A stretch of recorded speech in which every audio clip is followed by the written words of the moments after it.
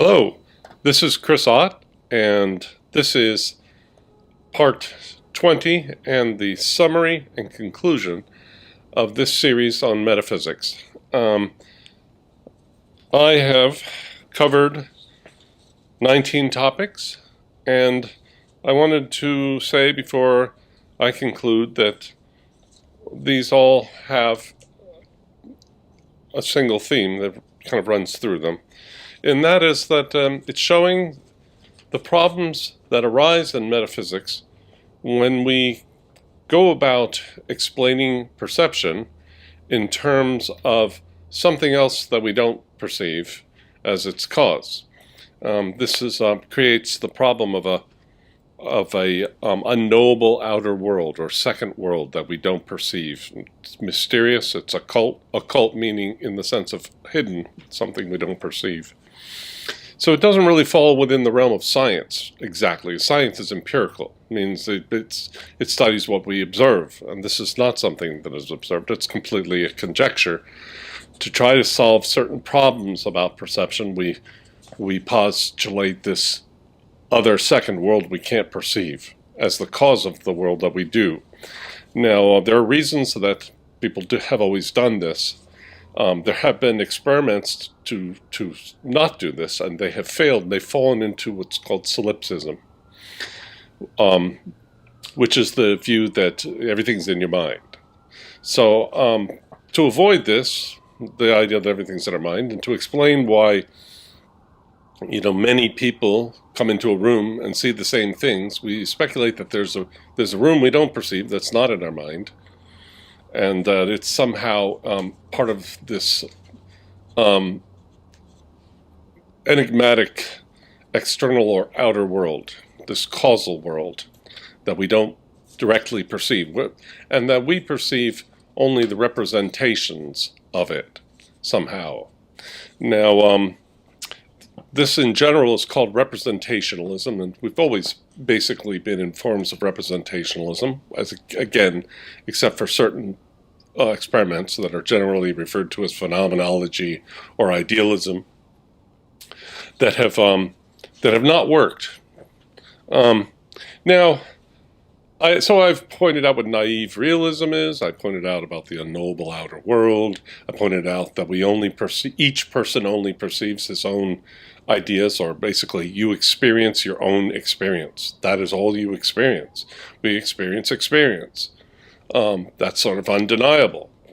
The point is that we want to speculate about something we don't experience as its cause. And of course, when we do that, we open up an unsolvable problem, which is, how can we explain how something we can't perceive is causing what we do when we can't perceive it to see how it's doing that? Okay, so it will never be able to be anything but a conjecture. But I have said, and I've talked about the history of the evolution of the word perception, and I pointed out that there was a transition back to this sort of radical materialism and this idea of the outer world at the beginning of the 20th century. And actually, you can find the transition back to materialism as early as the French Revolution, actually. But metaphysically, we can trace it back to Cambridge at the beginning of the 20th century, when Russell and Moore rebelled against forms of idealism that had been popular in the 19th century. And to some extent, the end of the 18th century.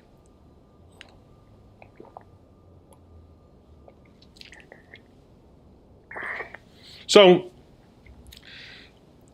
the problem that I'm trying to bring attention to is that all this is caused by the inability to accept this radical point that the world is experience of the world. Our experience of the world is the world. Now, we don't want to fall into naive realism, which is the idea that everything then is in your head, because your experience supposedly is in your head. But I show reasons why that's not obvious. I don't think that my experience is in my head. I think my head is an experience. What I mean is you're experiencing my head right now in this YouTube, right? So isn't it part of inexperience, part of experience? So I don't believe that experience is in my head. I believe my head is an experience. That's common sense. So my book, which is called A Radical New View of Reality, is the subtitle. It's called, is an evolution of the experiential world, and we evolve in that evolution too. And that is why when 10 people walk in a room, they see the same desk and so forth. They're part of this experience. They're in this experience. They're not looking at an experience. They themselves are integral as part of the evolved experiential world. And really the only way to explain the evolution of perception is to really take it from the beginning and describe it in the steps. First explaining what a perceptual schema is, and then how these build up the world that we perceive and all of its qualities that we find in our experience, including the fact that it's shared and so forth. And basically, I've tried to show in the section on the laws of perception, part 7, I tried to show that all the qualities of physical things that we describe as and that we define physical things as, all of them can be accounted for in terms of rules of perceiving, okay, or schemas of perception. You can explain it not explain it away. You explain it that way. Everything can be accounted for as a way of perceiving things. And that's really only becomes really clear when you read either my first or second book. It's the same basic process as described in both. And I've done many experiments, ways to convey this in YouTube, but it's really you kind of have to read it. But so my point is that this idea of the outer world not only has never worked in history, because they've had that idea, those kinds of ideas since the beginning of philosophy with Plato and Aristotle. Plato has his world of forms, and Aristotle believed that what you perceive are phantasms, and that there's literally an outer world that you don't perceive that is causing it. And he had to explain how do you know that your phantasms, like my experience of this cup, how do I know it's like the real one I can't perceive? And he said, well, because there's sort of a provenance that's the way the world is everything makes sense, and your organs, your sense organs, are created for the purpose of giving you true beliefs. He just thought that would make sense. So it's based on his rational universe theory. And so we can trust our senses because that would be an irrational universe if they weren't true. But that's not a scientific argument. It's based on his notions about the world, and a lot of his notions about a rational world were disproved, largely by Galileo.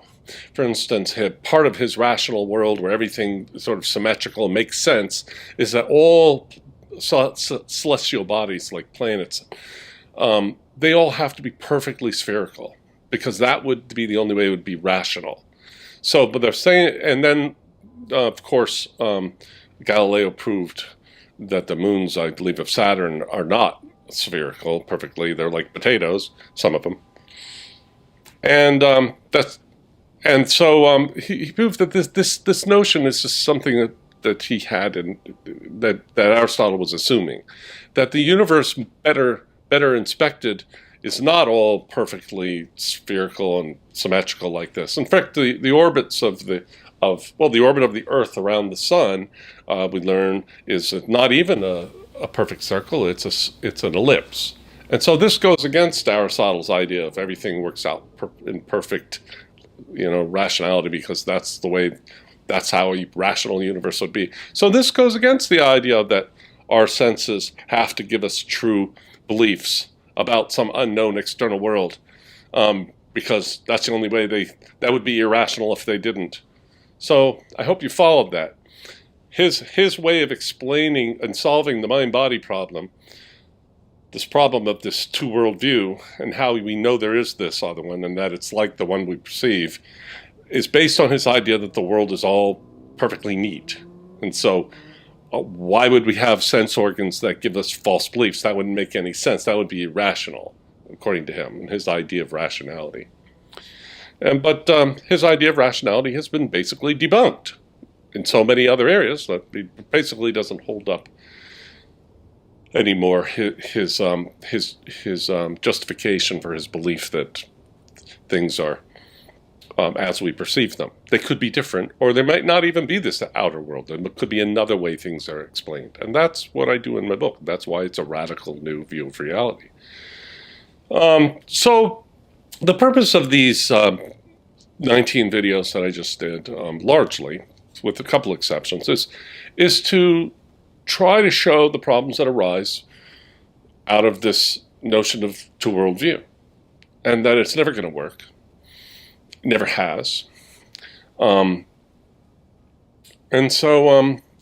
basically, because I want to point to my own alternative cosmology, which is a psychogenic evolution from a kind of underlying intelligence has always been here, but sort of gets it itself has to sort of awaken, and it awakens in us in this process.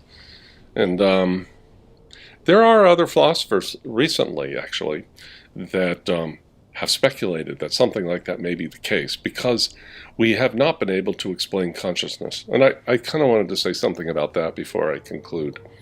I got a message from someone who thought that he knew better than what I'm talking about, and that, they all know, everybody knows that your brain just does certain brain states, and then you have, your conscious experience, and that's what causes it. And that's not proven. There is no theory for how the brain, with all its chemistry and all its electrical states, produces consciousness or conscious experience, what I call perception. There isn't even a theory how it could. How can it do that? We're not even sure what consciousness and perception are. And some people like to deny them, and they're called behaviorists, or reductive materialists often do. And I've named the ones that have denied that we're even conscious. Some agree that we're conscious, and they figure, one day it will be explained in terms of some kind of brain states we don't know about, or some kind of mechanism, some physical mechanism we don't yet know about. And those people are called property dualists, and they speculate that maybe in 100 years we'll have figured out how that's possible. But they've already been working on it for 2,500 years, so the chances that in the next 100 they're going to come up with something is pretty slim. Okay, I've gone over all that in these, and that is my conclusion. I've never thought that I would express these and not get pushback from people. I always expected a lot more than I've gotten. A lot of people are very friendly toward this idea that I'm talking about. Anybody who travels the internet and looks at videos and on science and philosophy has probably encountered similar ideas, like the holographic universe theory. And there's people who literally go, we're in some kind of computer simulation. There's something not physical, fundamentally, about our experience, this world. It's kind of like, it's like a video game. Well, in my theory is something like that. We live in a kind of a virtual reality caused by an evolution of schemas of perception, but not caused by some secondary, aliens, tricking us, but by a natural process that occurred and is still going on. And this is connected to spiritual, but I wouldn't have done that on my own because I don't have any deep access to what's spiritual or not. But I get those ideas from Meher Baba, which is where a 20th century guru that wrote some books that inspired me to come up with this idea. And so I defer to him for anything like that about God and so forth. I don't go that far because, in fact, in my first book, I don't even use the word God. But in my second, I begin to go, well, this is where this comes from, and this is where he would take it from here. But that just sort of points in that direction. I'm a philosopher. I'm not a mystic. And I'm not an aspirant either. Some people tell me how you're supposed to do things spiritually. I'm not doing that. I'm doing what I'm doing, and I'm enjoying it. And in fact, I'm kind of living a dream, because I always wanted to be a public speaker. But when I had that idea, they didn't have YouTube. YouTube only came along, was invented, or was put out in 2005. And by then, my daughter was already 10 years old, and I already had a philosophy degree. In fact, some of my first recordings, they weren't on YouTube because they didn't exist. And so, in the old days, to be a public speaker, you had to publish a book, you had to get picked up by some publisher, and they had to pay a lot of money to move you around and do book signings and that kind of thing. And that was much tougher. Today, you can talk to a similar size audience without having to pay for a lot of airline tickets and so forth. Okay, that's all I wanted to add. Thank you very much for watching the series if you have. And I'm going to now do something else. This is a 20-part series on metaphysics, and this is the end of it. I'm not sure what I'm going to do next. I'll probably have something started in a week or so. Thank you. Take care. Bye-bye.